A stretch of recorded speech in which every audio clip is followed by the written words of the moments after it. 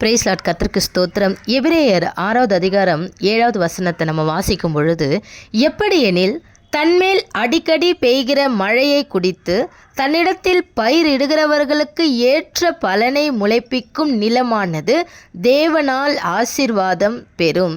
ஆமென். நம்ம பார்க்குற ஒவ்வொரு மனிதர்களுடைய ஏக்கம் என்னவா இருக்கும்னா, கர்த்தர் என்னை ஆசீர்வதிக்க மாட்டாரா, எனக்கு ஆசீர்வாதம் தங்காதா, என் தேவன் ஆசீர்வதித்தால் ஒழிய நான் அவரை போக விடமாட்டேன். அப்படியெல்லாம் ஜெபிக்கிறவர்களும் ஜெபிக்க போகிறவர்களும் இருப்பாங்க. ஹல்லேலூயா. ஆனால் இதுக்கு ஆண்டவர் ஒரு வார்த்தை சொல்லுகிறார், தேவனால் ஆசீர்வாதம் பெறும். ஆமென். ஹல்லேலூயா. யாரால தான் ஆசீர்வாதம் வரணும் அப்படின்னா, தேவனால் ஆசீர்வாதம் வரும். ஆனால் எப்படி இருந்தால் ஆசீர்வாதம் வரும் அப்படிங்கிறது தான் முக்கியம். நான் என்ன வேணாலும் செய்வேன், நான் எப்படி வேணாலும் வாழ்வேன், நான் எப்படி வேணாலும் பேசுவேன், நான் எப்படி வேணாலும் யோசிப்பேன், நான் எப்படி வேணாலும் நினைப்பேன், சிந்திப்பேன், என் வாழ்க்கையில் நான் எப்படி வேணாலும் இருப்பேன். ஆனால் தேவன் என்னை ஆசீர்வதிக்கணும் அப்படின்னா அது கேள்விக்குறி. ஹல்லேலூயா. தன்மேல் அடிக்கடி பெய்கிற மழையை குடித்து தன்னிடத்தில் பயிரிடுகிறவர்களுக்கு ஏற்ற பயிரை முளைப்பிக்கும் நிலம்தான் தேவனால் ஆசீர்வாதம் பெறும். ஆமென். ஹல்லேலூயா. கிறிஸ்தவர்களாகிய நமக்கு எழுதப்பட்ட பரிசுத்த வேதாகமம் நமக்காக எழுதப்பட்டு இருக்கிறது. ஹல்லேலூயா. யாரெல்லாம் இயேசு கிறிஸ்துவை சொந்த இரட்சகராய் ஏற்றுக்கொள்கிறார்களோ அவர்களுக்குத்தான் பரிசுத்த வேதாகமம். ஆமென். ஹல்லேலூயா. அப்போ அடிக்கடி ஒரு மழை வருது அப்படின்னு சொல்லி இந்த வசனத்தில் நம்ம வாசிக்கிறோம். இது என்ன மழை? ஹல்லேலூயா. சில பேர் சொல்லுவாங்க, இது அபிஷேகமாகிய மழை, ஆசீர்வாதமான மழை, உன்னதமான தேவனால் வருகிற ஒரு பரிசுத்த பெருமழை. எது வேணாலும் நம்ம சொன்னாலும், உபாகமம் 32:2 மழையானது இளம் பயிரின் மேல் பொழிவது போல என் உபதேசம் பொழியும். ஆமென். அப்போ அந்த மழை என்ன அப்படின்னா, ஆண்டவருடைய உபதேசம். மனுஷர்களுடைய உபதேசமும் இருக்குது, கள்ள உபதேசமும் இருக்குது. ஆண்டவர் சொல்கிறாரு, என் உபதேசம் பொழியும். ஆமென். ஆண்டவருடைய உபதேசத்தை கேட்குறவங்களுடைய வாழ்க்கையில் ஆசீர்வாதம் நிச்சயம் தேவனால் வரும், தங்கும். ஆமென். மாற்றமே கிடையாது. ஆனால் அவர் நேற்றும் இன்றும் என்றும் மாறாதவராக இருக்கிறார். ஹல்லேலூயா. அவர் வாக்கு மாறாத தேவன், வார்த்தையில் உண்மை உள்ளவர் அவர். ஆமென். அவர் சொன்னால் அவர் சொன்னதை செய்யும் அளவும் அவர் நம்மை கைவிடுகிற தேவன் அல்ல.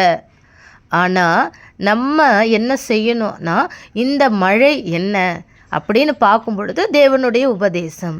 ஆமென். ஹல்லேலூயா. இது என்ன உபதேசம்? மனுஷர்களால் வருகிறது அல்ல, இது தேவனால் வருகிற வார்த்தை. ஆமென். தேவனால் வருகிற வார்த்தை எங்கே வருது, எந்த இடத்துல கிரியை செய்யுது அப்படின்னா, நிலத்தின் மேலே கிரியை செய்யுது. ஆமென்.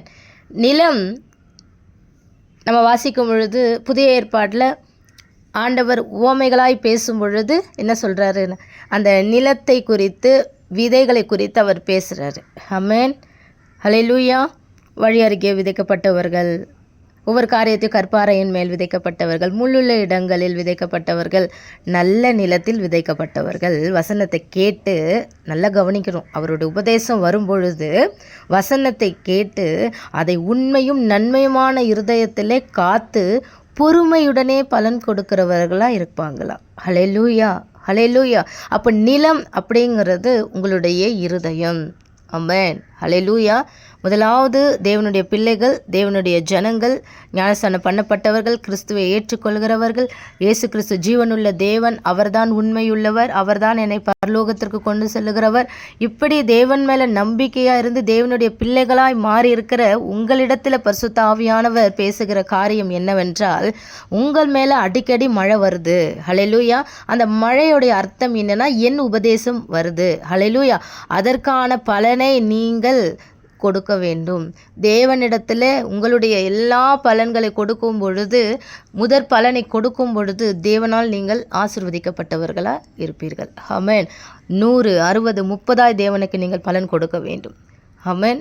உபதேசத்தை கேட்டு, என் ஆண்டவர், என் தேவன் எனக்கு என்ன கட்டளை இடுகிறாரோ அதை நான் ஜாக்கிரதையோடு பொறுமையோடு, சமாதானத்தோடு, தாழ்மையோடு, ஆமென், எல்லாவற்றிலும் அடக்கத்தோடு, எல்லாவற்றிலும் தாழ்மையோடு, எல்லாவற்றும் பொறுமை அல்ல, நீடிய பொறுமையோடு தேவனுடைய கரத்தில் நாம் அடங்கி இருந்து தேவனுக்கு நாம் எல்லாவற்றிலும் முதற் பலன்களை கொடுக்கிறவர்களாய், நல்ல நிலங்களாய் நாம் இருக்கும் பொழுது தேவனால் நாம் ஆசீர்வாதத்தை பெற்றுக்கொள்வோம்.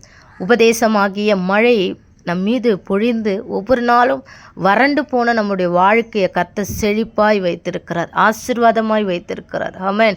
முதலாவது ஆவிக்குரிய ஆசீர்வாதத்தை நாம் தேட வேண்டும். உலகத்திற்குரிய காரியங்கள், முதலாவது தேவனுடைய ராஜ்யத்தை தேடும் பொழுது இந்த உலகத்தில் எல்லா காரியத்தையும் தேவன் நமக்கு கூட கொடுக்கிற தேவனாக இருக்கிறார். ஹல்லேலூயா. உண்ணவும் முடுக்கவும் இருந்தால் போதும் என்கிற அந்த ஒரு மனது, தேவன் இந்த நாளில் எனக்கு கொடுக்கிற காரியம் எனக்கு அது வந்து சேரும். ஆமென். ஹல்லேலூயா. இந்த மனதோடு நாம் ஒவ்வொரு நாளையும் கர்த்தருக்குள்ளாக கீழ்ப்படிந்து அவருடைய வழியில் நடப்போம். பரலோகத்துக்கு நேராய் நம்மை நடத்த பரிசுத்த ஆவியானவர் அவர் ஆயத்தமாய் இருக்கிறார். அவருக்கு கீழ்ப்படிவோம், சத்தத்தை கவனமாய் கேட்போம். கர்த்தர் ஒவ்வொருவரையும் ஆசீர்வதிப்பாராக. ஆமென்.